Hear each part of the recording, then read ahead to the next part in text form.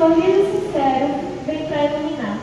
É a curiosidade que faz os olhos brilharem, a vontade de explorar e sempre se inspirarem.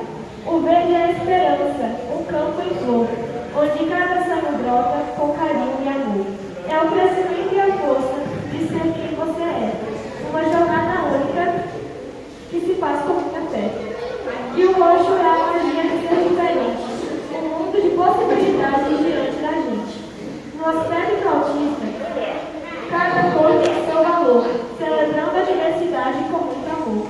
Junto a essas cores, formam um lindo mosaico, uma tapeçaria rica que é nosso legado.